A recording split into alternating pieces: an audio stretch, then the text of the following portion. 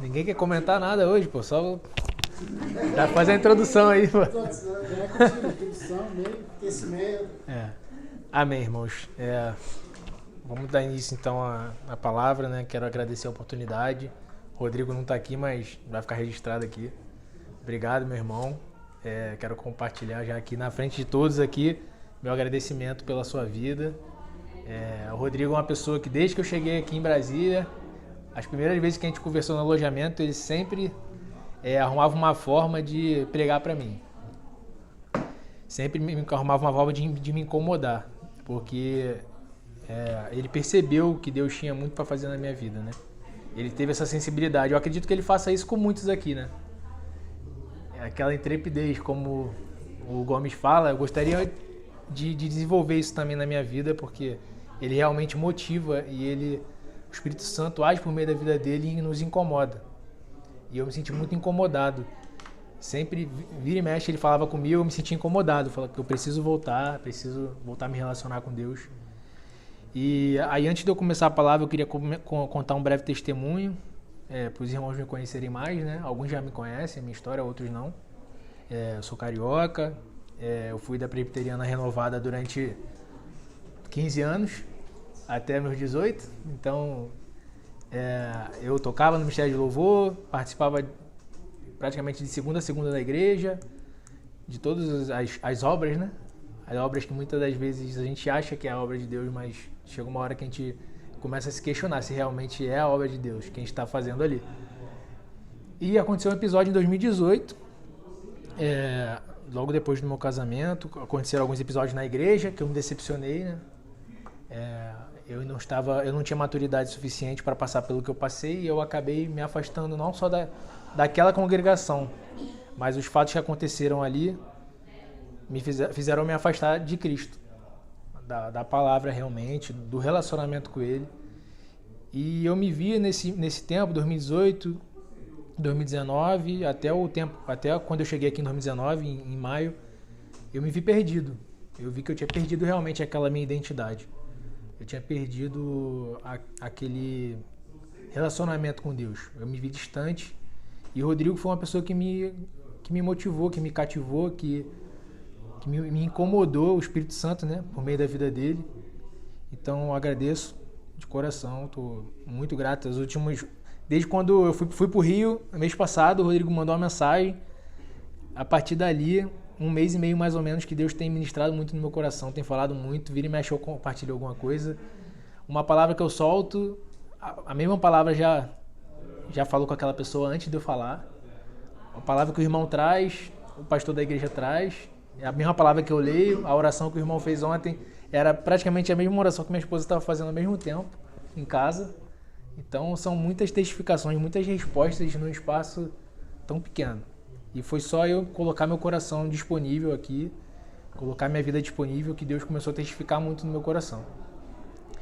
Então, o tema que eu trouxe aqui é identidade. Gostaria de falar sobre identidade. E eu começo com 3 perguntas. Quem eu sou de verdade? Qual a minha identidade diante de Deus? Será que Deus me conhece de verdade? Será que Ele me reconhece? Então eu começo esse comentário com essas 3 perguntas. E para iniciar, falando sobre identidade, eu gostaria de trazer um significado, né? Aurélio, o que significa identidade? Aí eu peguei 2 principais características da identidade. A identidade é a qualidade daquilo que é idêntico. E aí eu já trago uma primeira passagem aqui bíblica, que é 1 Coríntios 11. Se os irmãos quiserem abrir. Nós vamos passar por... Tem um texto base, mas eu até brinquei com o Rodrigo quando ele me pediu a mensagem. Eu mandei para ele, eu falei, irmão, ele perguntou se estava pronto. Eu falei, tá pronto. Isso há mais de uma semana atrás. Mandei para ele, mas eu falei para ele, tá pronto, mas provavelmente Deus vai continuar ministrando no meu coração e eu vou incluir muita coisa até o dia. Até a hora que eu estava parado aqui, eu estava escrevendo. Então eu falei, vamos ver o que vai sair, né? Então a primeira passagem é 1 Coríntios 11. Calma aí que eu abri errado. 11. É 1 Coríntios 11, a partir do 1 até o... Ih, eu não anotei o versículo, ó. Primeira gafe, tá vendo? Vamos descobrir agora. Amém, irmão? Era o 1, tá vendo aí? O Espírito já revelando. Sede, Paulo falando aos Coríntios, sede meus imitadores, como também eu sou de Cristo. Então, primeira característica de quem se identifica, de quem realmente carrega uma identidade de cristão, é ser imitador. Nós temos um espelho que revela o que Deus espera da gente. E esse espelho é Cristo. A segunda característica da identidade, que está lá no Aurélio, é conjunto de características que distinguem uma pessoa ou uma coisa por meio das quais é possível individualizá-la. E aí eu vou trazer a segunda passagem que está em Filipenses 3. Filipenses 3, versículo 3.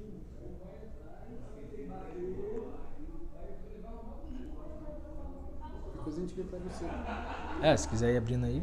Pois nós é que somos a circuncisão, nós que adoramos pelo Espírito de Deus, que nos gloriamos em Cristo Jesus e não temos confiança alguma na carne. Somente esse. Essa palavra, a circuncisão, para quem não sabe, é uma marca que os hebreus faziam. Inclusive aqui ao longo dessa passagem em Filipenses, Paulo ele começa a falar sobre a vida dele, que antes dele conhecer a Cristo, que ele era um hebreu da tribo de Benjamim, que ele era circunciso ao 8º dia, ou seja, ele e a família dele cumpriam tudo, né? Tudo que a lei, todos os requisitos que a lei ordenava fazer. Mas após ele conhecer a Cristo, uma das coisas que nós podemos ver é que Cristo já muda o nome dele. Então a primeira coisa, a nossa identidade, depois que nós conhecemos a Cristo, ela tem que mudar de alguma forma. E o nome, pro judeu, pro hebreu, pro povo de Israel, é uma coisa que tem muito significado.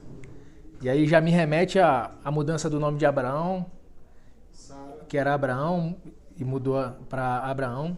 Abrão e mudou para Abraão. Sara, Jacó, que mudou para Israel. Saulo, que mudou para Paulo. Então, para o judeu, para a gente não tem tanto significado isso talvez na nossa cultura, mas para o judeu o significado no nome quer dizer muito. E quando Deus faz essa mudança, ele quer dizer que a partir daquele momento, ele tem uma aliança com aquela pessoa, com aquela descendência. E a nossa aliança, hoje em dia, depois da morte de Cristo, a nossa aliança, ela é com Cristo. Cristo, ele quer uma identidade de nós, ele fez uma aliança conosco. Amém, irmãos? E eu quero trazer para ilustrar essa questão da aliança e da circuncisão, eu quero falar sobre a passagem de Êxodo. Esse sim, se eu pudesse dar um tema base, um texto base para a palavra, é Êxodo 12. Eu tentei introduzir aqui o significado da identidade e agora vamos para Êxodo 12. Quem quiser abrir Êxodo 12, do 31 ao 33.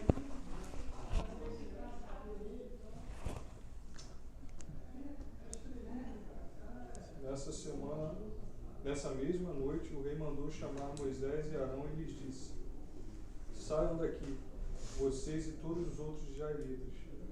Deixem o meu país. Vão adorar a Deus, o Senhor, como vocês pediram. Até qual versículo? Até o 33. Peguem as suas ovelhas e cabras e o seu gado e vão embora. Peçam a Deus que me abençoe. Os egípcios insistiram com os israelitas para que saíssem do país o mais depressa possível. Eles diziam: se vocês não saírem, todos nós morreremos. Amém. Agora vou pedir alguém para ler do 37 em diante. Assim partiram, outra tradução, tá? Partiram os filhos de Israel de Ramessedes para Sucote, cerca de 600.000 a pé, somente de homens, sem contar os meninos. E subiu também com eles muita mistura de gente, de ovelhas e bois, uma grande quantidade de gado. Mais um, né? E cozeram bolos ázimos da massa. Pode ir até o final. que levaram do Egito, porque não se tinham levedado, porquanto foram lançados do Egito, e não se puderam deter, nem prepararam comida. O tempo que os filhos de Israel habitaram no Egito foi de 430 anos, e aconteceu que, passado esse tempo, naquele mesmo dia, todos os exércitos do Senhor saíram da terra do Egito. Esta noite se guardará ao Senhor, porque nela os tirou da terra do Egito. Esta é a noite do Senhor, que devem guardar todos os filhos de Israel nas suas gerações. Disse mais o Senhor a Moisés e Arão: esta é a ordenança da Páscoa. Nenhum filho do estrangeiro comerá dela. Porém, todo servo comprado por dinheiro, depois que houver de circuncidado, então comerá dela. O estrangeiro e o assalariado não comerão dela. Numa casa se comerá, não levarás daquela carne fora da casa, nem dela quebrareis osso. Toda a congregação de Israel o fará. Porém, se algum estrangeiro se hospedar contigo e quiser celebrar a Páscoa ao Senhor, seja circuncidado todo homem, então chegará a celebrá-la, e será como o natural da terra. Mas nenhum circunciso comerá dela. Continua? Pode ler até o final. Uma mesma lei haja para o natural e para o estrangeiro que peregrinar entre vós. E todos os filhos de Israel fizeram como o Senhor ordenara a Moisés e Arão, assim fizeram. E aconteceu naquele mesmo dia que o Senhor tirou os filhos de Israel da terra do Egito, segundo os seus exércitos. Então, irmãos, eu vou dar agora, depois desse preâmbulo, eu vou iniciar alguns 4 pontos que eu separei. O primeiro é esse, a influência da cultura e a corrupção do homem, que foi o que aconteceu naquele período em que o povo ficou cativo no Egito. Esse versículo, essa passagem, esse capítulo de Êxodo, já é no final das pragas que Deus manda para o Egito. E ali Deus institui a Páscoa. Então a Páscoa, uma das coisas que me chamou a atenção nessa passagem primeiro é o sacrifício do cordeiro, que já nós podemos ver ilustrado aí nessa passagem, já remetendo ao sacrifício de Jesus. Deus mandando o povo se lembrar, lembre-se desse dia, e a Páscoa até hoje é a festa mais importante do povo hebreu, é a Páscoa. E Deus falando sobre a identidade daqueles que iriam participar da Páscoa. No final ali do capítulo ele fala que os incircuncisos e os estrangeiros não poderiam participar. Ou seja, existia uma identidade, uma marca daqueles que poderiam participar daquele momento. E é a partir dali que Deus está renovando a aliança. Essa passagem de Êxodo, dali em diante, no 12, no 13, no 14, eu tenho a impressão, lendo esse texto, que Deus tira o povo do Egito para relembrá-los que Ele é o Deus daquele povo.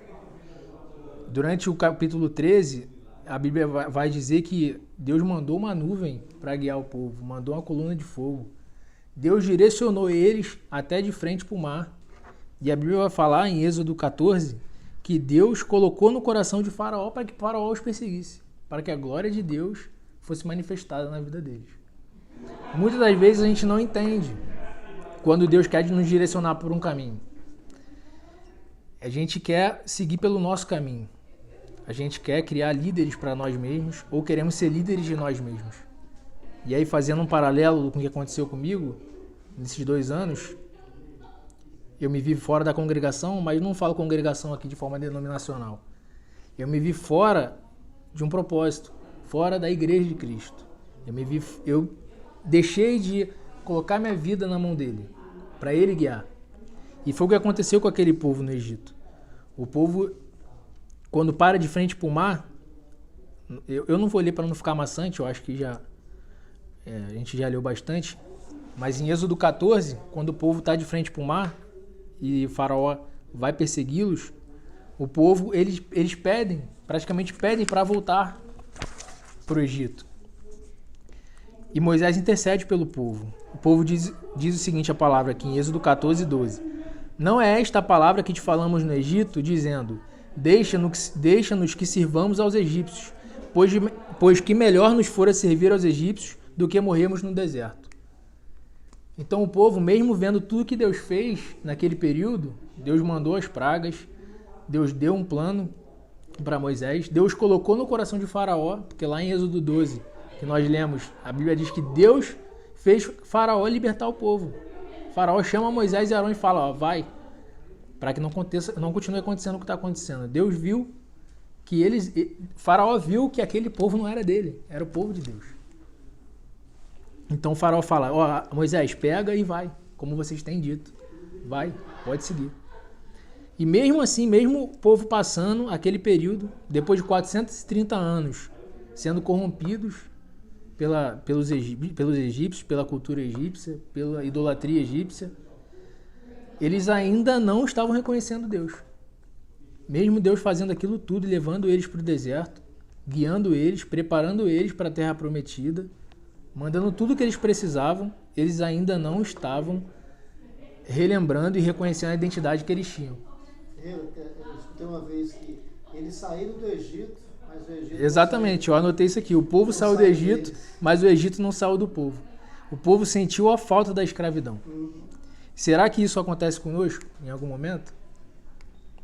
Será que nós sentimos falta daquilo que nos aprisiona? Será que nós preferimos um evangelho, agora falando para quem está dentro da igreja, como o Rodrigo muito fala sobre isso, será que nós não somos muitas das vezes crentes igrejeiros que preferimos um evangelho que nos massageia? E nós ficamos presos àquilo ali e não permitimos Deus levar a nossa vida, não entregamos o nosso caminho de fato ao Senhor, como lá em Salmos 37. E aí mais à frente, depois do episódio do Mar Vermelho, em Êxodo 32, novamente, a Bíblia vai falar que Moisés ele sobe para um monte para ter relacionamento com Deus. Ele era o sacerdote daquele povo. E o povo, achando que Moisés estava demorando, falou, cadê o Deus que estava nos guiando? Vamos fazer um bezerro de ouro. Porque o povo tinha necessidade de ter algum símbolo. Então façamos um bezerro de ouro. E aí Arão vai e faz o bezerro de ouro para o povo adorar. E Deus, com Moisés lá em cima dentro do monte, Deus toca no coração dele. Moisés, desce lá que o povo se corrompeu. De novo. E aí Deus manda Moisés descer e fala para Moisés, olha, não tá tendo jeito, vou ter que acabar com esse povo e fazer uma nova geração a partir de você. Porque aquele povo que eu resgatei, aquele povo que eu livrei dos egípcios, aquele povo que eu abri o mar para passar, que eu mandei Faraó lá atrás deles, para que eles vissem que era eu que estava abrindo o mar e eu que estava derrotando o Faraó. Aquele povo que é meu, que eu prometi para Abraão, para Isaac, para Jacó, o meu povo ainda não está me reconhecendo. Eles não estão conseguindo resgatar aquela identidade que eles tinham do meu povo. E aí Moisés intercede pelo povo. A Bíblia fala que Deus se arrepende nesse momento, em Êxodo 32. Deus se arrepende, ou seja, ele muda de ideia. O arrependimento de Deus, acredito eu, não é igual ao nosso, né? Mas Deus muda de ideia pela intercessão de Moisés. E aí, mais à frente, Deus não extermina o povo. Mas aí vem uma parte que me remeteu a uma palavra que o Rodrigo trouxe, de Mateus 10. No finalzinho do capítulo 32, Deus fala para Moisés separar. Moisés, separe o povo que realmente quer me seguir e o povo que não quer me seguir. E manda que exterminasse todos e aqueles outros que não fossem segui-lo. É duro ver que a Bíblia fala que 3.000 homens morreram naquele dia. 3.000. É duro. Aí muitas vezes a gente não entende. Deus é mau. Mas não é, irmãos. Eu vejo o evangelho hoje da seguinte forma. Eu vou usar uma frase, vou copiar uma frase de um pastor que eu gosto muito, ressalvadas as diferenças teológicas dele, mas o pastor Rodrigo Silva, ele falou uma frase que para mim retrata muito bem isso. Deus, o evangelho, Cristo, o relacionamento dele com o homem é mais ou menos assim, é como a água com o peixe. A água fala pro peixe, peixe, não sai daqui. Não sai, fica aqui comigo. É melhor aqui comigo, peixe. Você faz parte desse habitat. Você é meu. Aí o peixe sai da água. O que vai acontecer com ele? Vai morrer. Então, do que adiantava? Aquele povo até fala, lá em Êxodo 14, eles falam, é melhor servir os egípcios do que morrermos no deserto. Mas mais mal sabiam ele que eles estavam morrendo no Egito. É melhor morrer no deserto com Cristo do que viver preso no Egito. Eu sei que é difícil entender isso, irmãos, mas é melhor sofrer carregando a cruz de Cristo, levando o amor dele, do que vivermos presos, escravos do nosso pecado. Cheio de luxúria, cheio de glamour, participando de todos os eventos da igreja, mas mortos em Cristo. Mortos. Amém? Esse é o primeiro ponto. Vou pular algumas coisas aqui. Um outro detalhe. Mais à frente, já em Levítico. Mais uma vez, quando Deus se apresenta para aquele povo, ele se revela ao povo dele com a lei. Levítico 18:3, ele diz o seguinte. Ele lembra lá do Egito. Não farei segundo as obras da terra do Egito, em que habitastes. Nem farei segundo as obras da terra de Canaã, para a qual vos levo, nem andareis nos seus estatutos. Ou seja, a partir dali, Deus queria que o povo resgatasse de verdade e abandonasse tudo, eliminasse todo o Egito que existia dentro deles. Ele queria que o povo dele resgatasse a identidade que eles tinham. Como? Com a lei. Amém? Hoje, a nossa libertação é por meio da graça de Deus, imerecida, e por intermédio de Cristo. E é Ele que vai nos libertar e nos reconciliar. Efésios 2:8. Porque pela graça sois salvos, por meio da fé. E isto não vem de vós, é dom de Deus. E aí eu trouxe aqui alguns... Eu coloquei essa palavra bonita, né? Que eu achei linda essa palavra. Arquétipos. A palavra é linda. Arquétipos. Pô. Igual intrepidez. Intrepidez, palavras lindas. Pois é. O pessoal tá ficando nível, né? Eu entendi que arquétipo é algo... eu consigo imaginar assim, como algo que remete a uma outra coisa. É como um protótipo. Uma sombra, claro. É uma sombra. Então, eu anotei algumas coisas aqui que me chamaram muita atenção. Deus tem promessas para nós. Da mesma forma que Deus tinha para o povo dele de Israel, ele tem para nós. Para todos nós. Para quem realmente quer ser filho dele. Porque ele é o nosso pai, independente de qualquer coisa. Mas ele quer que nós sejamos filhos dele. Ele quer que nós absorvamos realmente essa identidade. Que nós vivamos realmente essa identidade diariamente. E aí eu anotei aqui João 3,16. Que todos nós já conhecemos. Se alguém quiser ler, João 3,16. Pois Deus amou o mundo de tal maneira que deu seu Filho unigênito para todo aquele que nele crê não pereça, mas tenha vida eterna. Amém, irmãos. Para todo aquele que nele crê não pereça, mas tenha vida eterna. E Efésios 2,8. Alguém pode ler, por favor?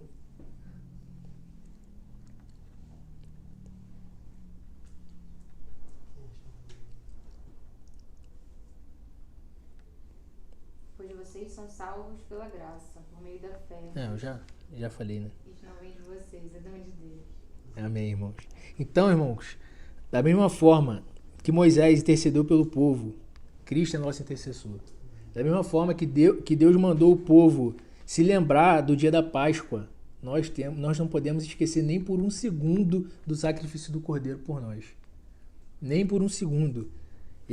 Quando eu comecei a meditar nessa palavra sobre identidade, muitas das coisas que foram faladas aqui a respeito, que o coronel falou, orar tempo fora de tempo, pregar tempo fora de tempo, orar sem cessar, meditar na lei dia e noite. Como que a gente faz isso? É tendo identidade, irmãos. A nossa identidade não muda. Nossa identidade em Cristo não muda e não deve mudar. Seja onde for, em casa, no trabalho, qualquer coisa que nós formos fazer, nós temos que carregar a identidade de Cristo. Nós temos que ser um espelho, um imitador. Nós temos que deixar Cristo ser refletido na nossa vida. Em cada prática, em cada ação, em cada palavra. E aí, de novo, Filipenses 3. Porque a circuncisão somos nós, que servimos a Deus em espírito, e nos gloriamos em Jesus Cristo, e não confiamos na carne. Então aquela marca que identificava o povo hebreu, aqueles que iriam poder participar da Páscoa, a marca hoje que nós temos que carregar, que vai participar do sacrifício de Jesus, essa marca é Cristo, crucificado por nós. Amém? E aí o segundo ponto O cristianismo é um evangelho pautado no relacionamento e na intimidade com Deus. E aí eu queria abrir um parênteses aqui para comentar sobre um livro que foi uma das coisas que nesse último um mês e pouco que eu falei que Deus tem ministrado muito no meu coração. Uma das coisas foi esse livro. Livro Piedade e Paixão, do pastor Hernandes Dias Lopes. Uma das coisas que me fez me afastar do evangelho, na época, foi eu enxergar, ou o Espírito Santo me incomodar, dentro daquela igreja que eu fazia parte, daquela congregação, em que muitas das vezes a gente acha que está fazendo a obra de Deus, mas a gente não está fazendo a obra de Deus. A gente está simplesmente cumprindo quadrinhos, participando de eventos, de reuniões. Muitas das vezes, eu faço até uma analogia para o que a gente vive aqui, às vezes, no quartel. Não estou querendo menosprezar o trabalho de ninguém, mas muitas das vezes, quando a gente está aqui no dia a dia, só atendendo um sal, trocando uma lâmpada, atendendo um telefonema, reunião, e-mails, a gente perde a noção de que nós fazemos parte de uma força armada. Até por isso que nós vamos ter agora a marcha aí para relembrar, né? E é fato. No nosso dia a dia, muitas das vezes, ainda mais aqui no ministério, a gente perde um pouco dessa noção que a gente faz parte de um mundo que vive em guerra, que tem problemas, que tem vizinhos aqui esquisitos, para não dizer outro nome. Tem uma guerra acontecendo lá na Europa, pô. E muitas das vezes a gente esquece. Por quê? A gente está envolto aqui num sistema robotizado, sistematizado. Então, da mesma forma, esse livro ele me chamou atenção muito falando sobre isso, porque ele fala como que realmente deve ser um líder espiritual diante de Deus. Um líder piedoso. Piedade, que os irmãos já falaram várias vezes aqui, que é estar em contato, buscar a intimidade de Deus, buscar as coisas de Deus. É ter intimidade, irmão, ter relacionamento com Deus. Não é simplesmente vir para cá, o que é muito bom, é um privilégio estar aqui, mas não é só isso. Não é ir para a igreja domingo só. Não é, às vezes, só dar uma comida para o pobre. Não é. Isso tudo faz parte. Mas a piedade de verdade é no íntimo. É fazer Deus... Não é fazer, é nós reconhecermos que nós somos de Deus. Nós fazemos parte dele. E nós temos que buscar intimidade com ele. É ter fome de Deus. E aí eu falo sobre duas coisas aqui. Oração e jejum. Não tem como fugir disso, irmãos. Não tem como fugir. É uma coisa que eu falo para mim, para os irmãos. Eu sei que eu, pelo menos, tenho dificuldade de separar momentos. Ainda mais agora com um filho pequeno. Mas é essencial, é imprescindível. É como o peixe, como eu falei no início. É como um peixe está fora d'água. Nós não temos relacionamento com Deus. Hora ou outra a gente vai acabar caindo dentro de algum Egito. Algo vai nos tirar da presença de Deus e vai fazer nós esquecermos quem nós somos.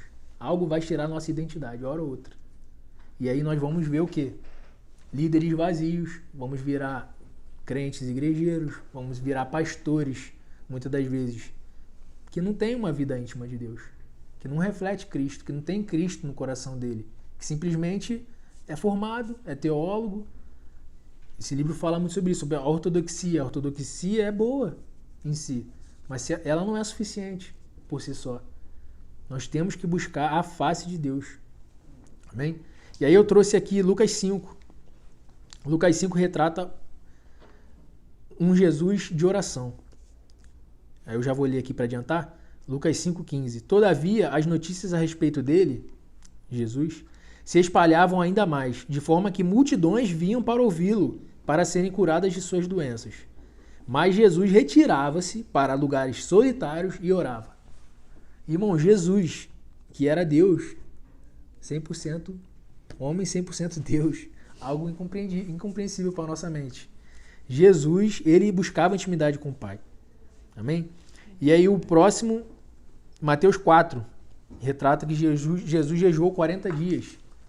Jesus buscou a face de Deus por 40 dias. Ele abriu mão de toda a sua parte carnal para ter uma intimidade. Por quê? Ele sabia que ele ia precisar guerrear espiritualmente. E logo depois ele guerreia com Satanás. Amém? O terceiro aspecto, já caminhando para o final. O amor nos torna filhos de Deus. Será que Deus nos reconhece realmente como filhos? Será que nós temos essa identidade de filhos? 1 João 4 nos mostra, mais uma vez, que a intimidade e a identidade verdadeira dos filhos de Deus, verdadeiros cristãos, é a única forma de reconhecer o Espírito da verdade. Vou ler rapidamente. Nós somos de Deus. Aquele que conhece a Deus, ouve-nos. Aquele que não é de Deus, não nos ouve.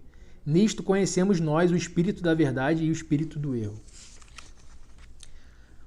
Amados, amemos-nos uns aos outros, porque o amor é de Deus, e qualquer que ama é nascido de Deus e conhece a Deus. Amém? E aí, para finalizar, o último aspecto, ser reconhecido por Deus por meio do amor e da intimidade. Será que naquele grande dia nós seremos reconhecidos pelo Pai? Nós realmente estaremos fazendo parte do corpo dele, da igreja dele? Será que teremos permanecidos fiéis à identidade de Cristo? E aí eu vou ler Mateus 7, 22 e 23, já para finalizar. Muitos me dirão naquele dia, Senhor, Senhor, não profetizamos nós em teu nome? E em teu nome não expulsamos demônios? E em teu nome não fizemos muitas maravilhas? E então lhes direi abertamente, nunca vos conheci, apartai-vos de mim, vós que praticais a iniquidade. Então, irmãos, que nós possamos ser reconhecidos por Deus, buscar a intimidade de Deus, buscar a identidade verdadeira de Cristo. Amém? E é isso. Vou finalizar por aqui. Amém? Amém.